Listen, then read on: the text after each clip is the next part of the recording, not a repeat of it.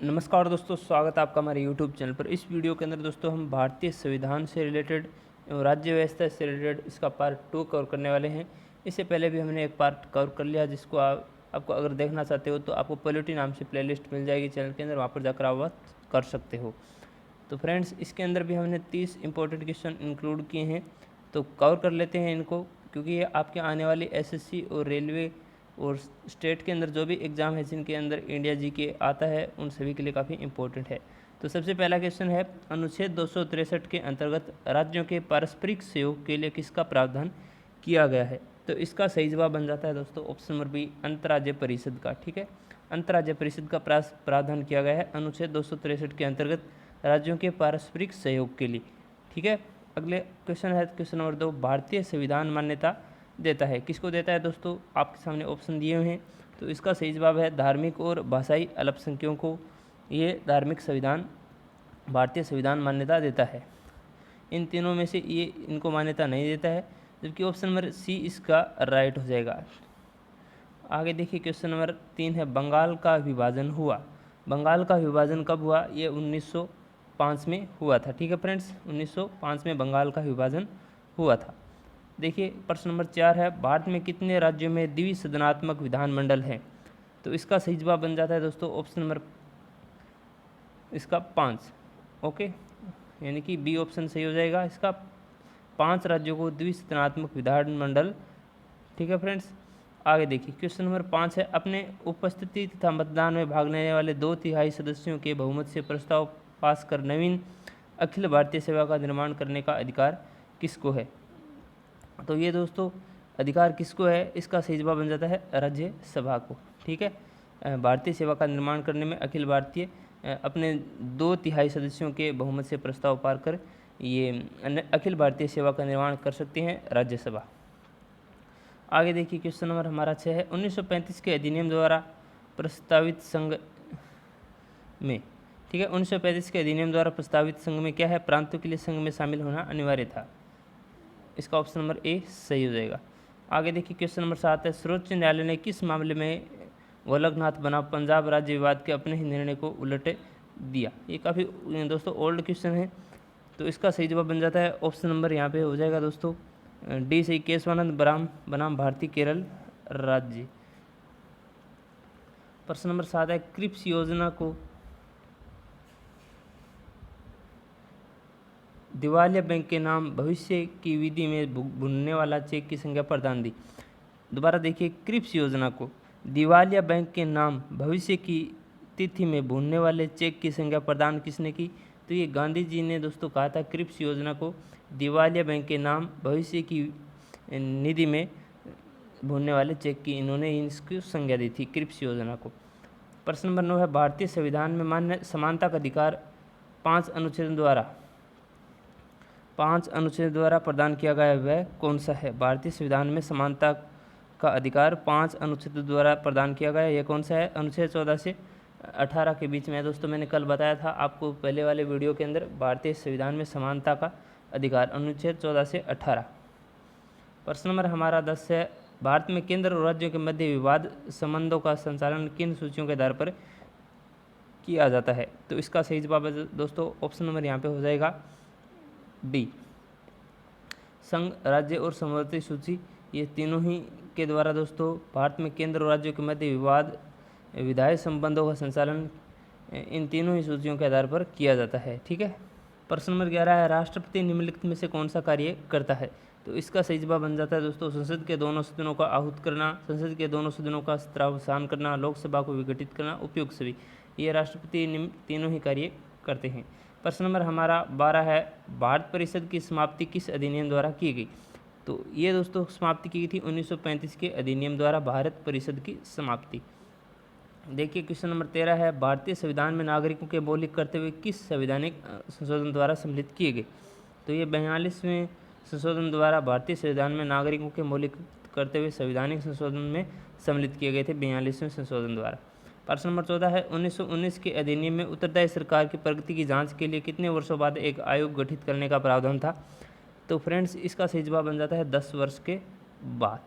प्रश्न नंबर 15 है, वे कौन से मौलिक अधिकार हैं जो गैर नागरिकों को भी प्राप्त हैं? तो गैर नागरिक जो इंडिया से बाहर हैं उनको भी प्राप्त हैं दोस्तों। ये कौन से मौलिक अधिकार है? तो इसका सही जवाब क्या हो जाता है? ऑप्शन नंबर डी, कानून के समक्ष समानता का अधिकार। ठीक है। प्रश्न नंबर 16 है, करो या मरो का इतिहास प्रसिद्ध संदेश किसने दिया?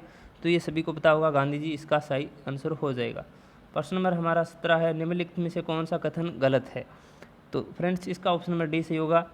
अवशेष विषयों के संबंध में राज्य कानून बना सकते हैं, ये गलत है, जबकि ये तीनों सही हैं। संघ सूची की विषयों पर संसदीय कानून बना सकती है, राज्य सूची के विषयों पर सामान्यतः राज्य के विधानमंडलीय कानून बना सकते हैं, और समवर्ती सूची पर दोस्तों केंद्र व राज्य दोनों कानून बना सकते हैं, ये तीनों सही, जबकि ऑप्शन नंबर डी इसका गलत होगा। ठीक है।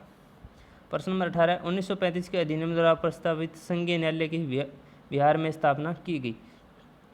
तो क्वेश्चन इसका राइट आंसर क्या होने वाला है दोस्तों? 1937 में 1935 के अधिनियम द्वारा प्रस्तावित संघीय न्यायालय की यहाँ पे दोस्तों व्यवहार आएगा ना कि विहार में स्थापना की गई, तो ये 1937 में की गई थी। ठीक है। संघीय न्यायालय की 1935 के अधिनियम द्वारा ये प्रस्तावित था, 1937 में इसकी स्थापना की गई। किस संवैधानिक संशोधन द्वारा संपत्ति के अधिकार को मौलिक अधिकारों से हटाकर कानून बना दिया गया? तो ये भी दोस्तों भी कल करवाया था, 44वें संविधान संशोधन द्वारा 1978 में। ठीक है। आगे देखिए क्वेश्चन नंबर हमारा 20 है, केंद्रीय कार्यकारिणी में निम्नलिखित सम्मिलित पहले भारतीय लो सदस्य कौन थे? केंद्रीय कार्यकारिणी में सम्मिलित पहले भारतीय लो सदस्य यानी लो मेंबर कौन थे? तो श्री तेज बहादुर सप्रू इसका राइट आंसर हो जाएगा। प्रश्न नंबर 21 है, किस संवैधानिक संशोधन अधिनियम ने राज्य के नीति निर्देशक तत्वों को मौलिक अधिकारों की अपेक्षा अधिक प्रभावशाली बनाया? तो इसका सही जवाब बन जाता है 42वां संवैधानिक संशोधन अधिनियम 1976। इसने क्या राज्य नीति निर्देशक तत्व हैं इनको मौलिक अधिकारों की अपेक्षा अधिक प्रभावशाली बनाया था।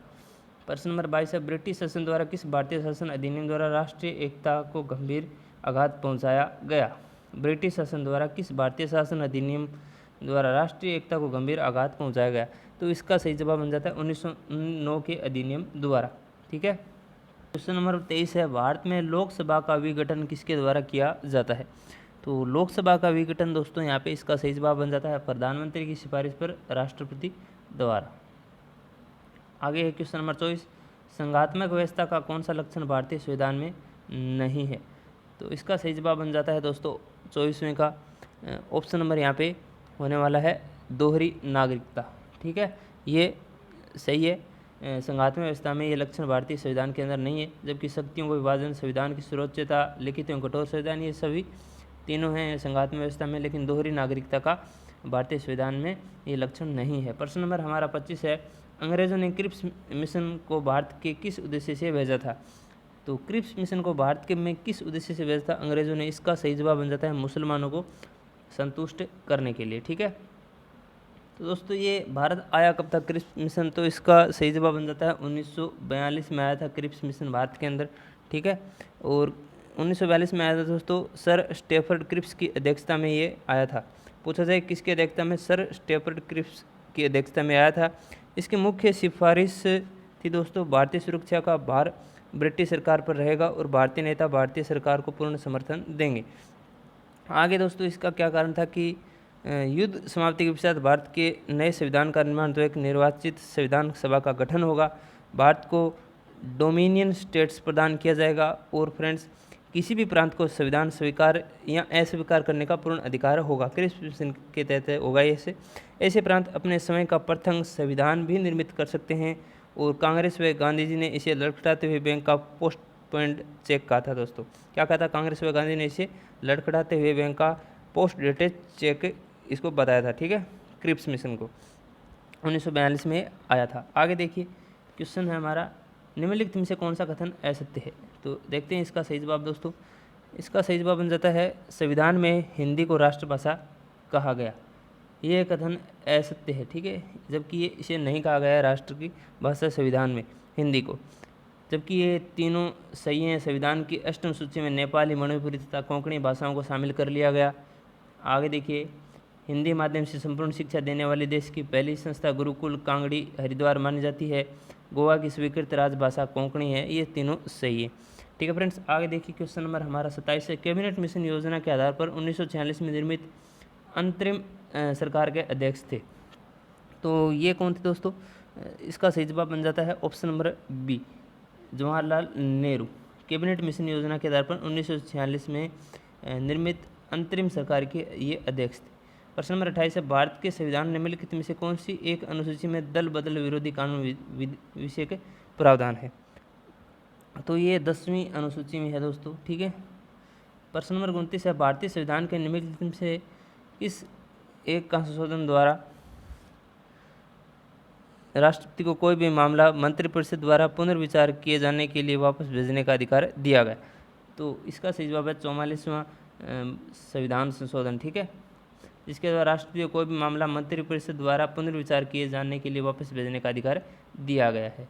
और दोस्तों ये 29 क्वेश्चन थे। अगर वीडियो अच्छा लगा तो लाइक शेयर जरूर कीजिएगा। आगे भी इससे रिलेटेड एक पार्ट और आने वाला है भारतीय संविधान एवं राज्य व्यवस्था से, ठीक है। तो फ्रेंड्स मिलते हैं नेक्स्ट वीडियो में, तब तक के लिए बेस्ट ऑफ लक।